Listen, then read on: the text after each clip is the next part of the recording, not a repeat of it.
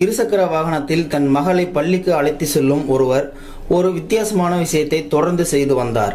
மகளுடன் சாலையில் செல்லும் பொழுது ஏதாவது ஒரு கடையின் பெயர் பலகையை அவளை படிக்கச் சொல்லுவார்.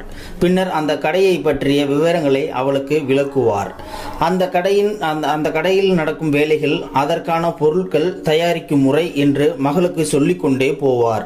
உதாரணமாக, ஒரு டீ கடை என்றால், எனக்கு தெரிஞ்சவர் இந்த டீ கடைக்காரர் இங்கே 10 வருஷமா டீ கடை வச்சிருக்காரு. தினமும் காலையில 5 மணிக்கே கடையை திறந்து விடுவார். அதுக்காக 4 மணிக்கே எழுந்தும் விடுவாரு. ராத்திரி 10 மணி வரைக்கும் கடை இருக்கும். ஒரு நாளில் 17 மணி நேரம் வேலை செய்கிறார்.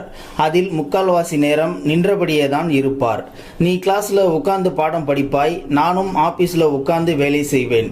ஆனால் இவர் உட்கார்ந்து வேலை செய்ய முடியாது. நின்றபடியே வேலை செய்தால்தான் வேலை நடக்கும். ஒரு குறிப்பிட்ட நேரத்தில் கூட்டம் அதிகமாக இருக்கும். அந்த நேரத்தில் யாரையும் அதிகம் காத்திருக்க வைக்க முடியாது. சுறுசுறுப்பாக டீ கொடுக்கணும், டேஸ்ட்டும் நல்லா இருக்கணும். இப்படி ஆரம்பித்து அதில் வரும் வருமானம், சவால்கள் என சொல்லுவார். அவர் செல்ல மகளும் இடையிடையே நிறைய கேள்விகள் கேட்பாள். அவற்றுக்கெல்லாம் பதில் சொல்லியவாறே அழைத்து சென்று பள்ளியில் விடுவார் தன் மகளை. ஒரு நாள் வகுப்பில் ஒரு பாடம் நடத்தும் போது நடந்த உரையாடலில் பூ விற்பவர் பற்றிய பேச்சு வந்தது. உடனே எழுந்த அந்த பெண் அது பற்றி தனக்கு தெரிந்ததை எல்லாம் கோர்வையாக சொல்லிக்கொண்டே போனாள்.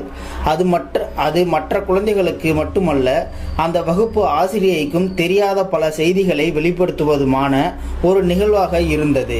அந்த தகவல்களுக்குள் ஒரு மனிதரின் வாழ்வியல் முறை, சக மனிதருடன் நமக்குள்ள தொடர்பு, அவர்களின் முக்கியத்துவம், அவர்களின் பொருளாதார சூழல் ஆகியவை வெளிப்பட்டன. அவள் வகுப்பு ஆசிரியை வியந்து கைத்தட்டினார். மற்ற குழந்தைகளும் கூட அவளை வியந்து பார்த்தது. தன் தந்தைக்கு மனதார நன்றி சொன்னால் அந்த செல்ல மகள். பொதுவாக பொருளாதார ரீதியாக எளிய பணிகளை செய்பவர்கள் நம் குழந்தைகளுக்கு நாம் எப்படி அறிமுகம் செய்கிறோம் என்று யோசித்து பாருங்கள். சரியா படிக்கலனா இப்படித்தான் நீயும் கூலி வேலை செஞ்சு கஷ்டப்படணும் என்கிறோம். அதாவது நம் குழந்தைகளுக்கு பயத்தை புகுத்தி அதன் மூலம் புது பொறுப்பை உருவாக்க இதை ஒரு யுக்தியாக நினைக்கின்றோம். ஆனால் அப்படி சொல்வதால் அவர்களுக்குள் பயம் மட்டுமா உருவாகிறது? நிச்சயமாக இல்லை. அந்த பணியை தாழ்வாகவும் அதை செய்பவர்கள் மீது இயல்பாகவே மதிப்பும் குறைகிறது. இது சரியான வழிமுறையா?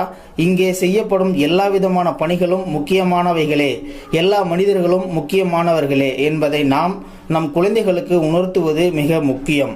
எந்த குழந்தையும் நல்ல குழந்தைதான் மண்ணில் பிறக்கையிலே, பின் நல்லவராவதும் தீயவராவதும் பெற்றோர்கள் வளர்ப்பினிலே. நண்பர்களே, இது ஒரு அருமையான பதிவு தான். இந்த பதிவு பார்க்குற நீங்களும் இந்த பதிவு பற்றின கருத்துக்களை கீழே இருக்கிற கமெண்ட் செக்ஷனில் மறக்காமல் சொல்லுங்கள். இந்த பதிவை முடிஞ்ச அளவுக்கு மற்றவங்களுக்கும் ஷேர் பண்ணுங்கள். அப்படியே நம்ம சேனலை சப்ஸ்கிரைப் பண்ணிக்கோங்க. மறக்காமல் பெல் சிம்லையும் கிளிக் பண்ணிக்கோங்க. நன்றி, வணக்கம்.